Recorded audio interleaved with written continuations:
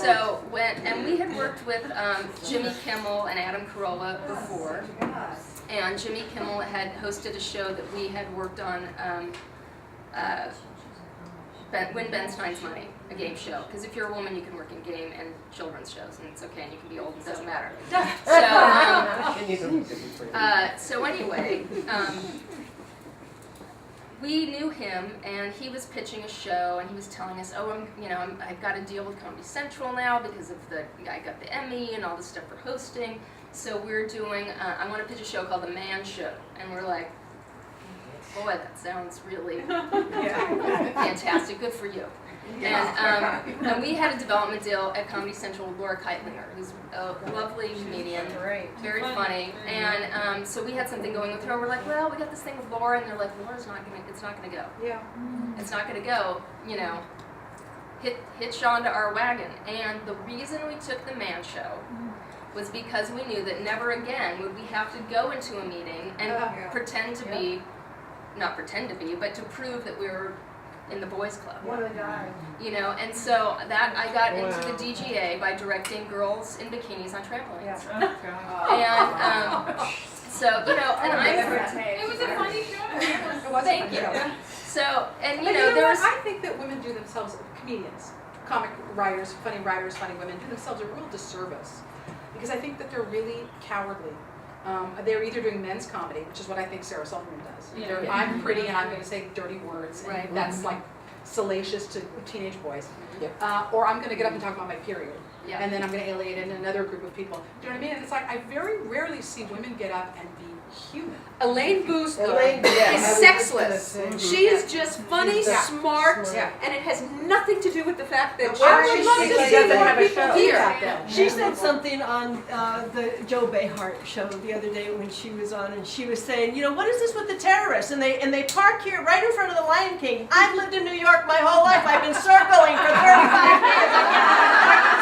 A terrorist can park there. How does that happen? So smart.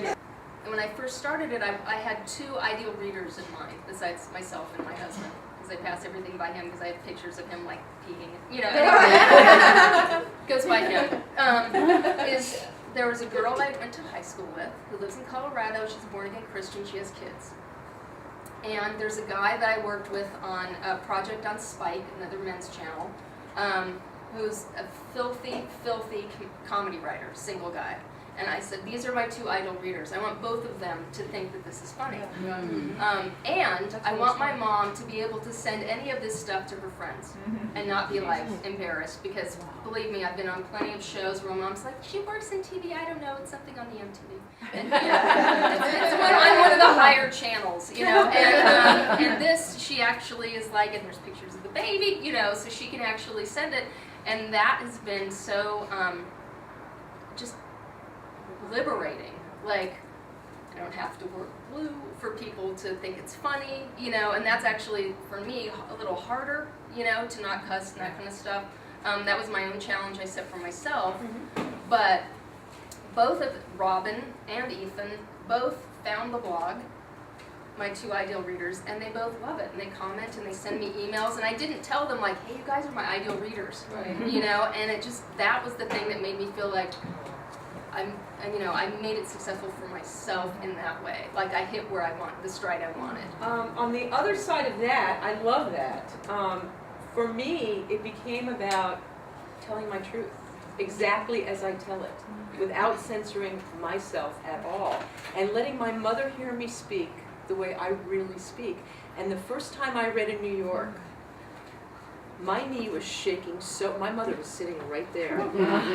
And I was like, holy fuck. And all her friends were there. Did you say holy fuck? Did you say holy fuck? I did. I said many times. You know the way I speak. And I was just me. And she heard me read a part of my book that was really harsh. And I was a nervous wreck. And what ended up happening is that my entire relationship with her and everybody in my life, including the mommies, you know, there used to be this whole contingent of mommies from the local school that used to come. Some of them still come. But there used to be, we started out, it was only the mommies, and a lot of them have fallen away and they don't come anymore. Because they don't want to hear my truth, and they don't want to hear how I tell it. Lisa's one of the mommies from the school. I want to hear your truth. And, you know, it's because, you know, and so, yeah, so it's cost me this much, but it's gotten me a life that I can live authentically, and so I work blue because I live blue, Yeah. and that's just who I am. When I was a kid, you were allowed to say T-shirt.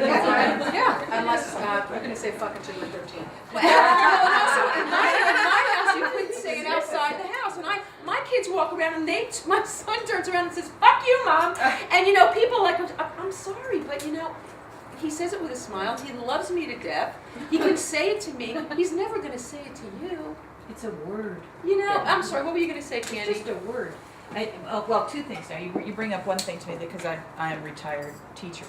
And my students, we should talk about language. And what becomes a swear word in language is really fascinating to me because we're at a stage in our development where the things that are the filthiest are our private parts and our bodily functions.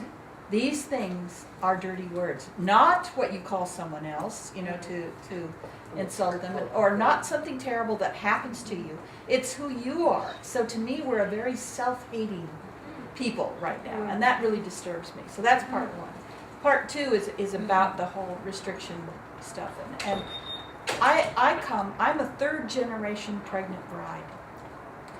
But I didn't know it until I was getting divorced from my husband of 20-some years. And so for all those years, I felt like I had really besmirched the family name. And then as I'm getting divorced, my mom is telling me that she was pregnant with my brother when she got married. Oh, and my grandmother also was moved from Boston to Oregon to get away from the shame. You know, because she was they were high mucky mucks in Boston. And I'm thinking, you know, my life would have been so much easier if I had just known that I wasn't the first mother of all shame in our family. I don't mind being the third. And I'm really disappointed that my daughter has not kept up. She's ruined everything. But it really had such an impact on me that the mores, as I saw them, were so strong in our family that this step outside them ruined everything. And then I come to find out, oh, it's just the way we do things.